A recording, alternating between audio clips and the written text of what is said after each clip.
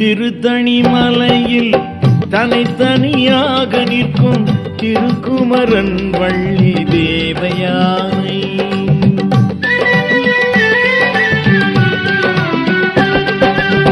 திருத்தணி மலையில் தனித்தனியாக நிற்கும் திருக்குமரன் வள்ளி தேவயானை.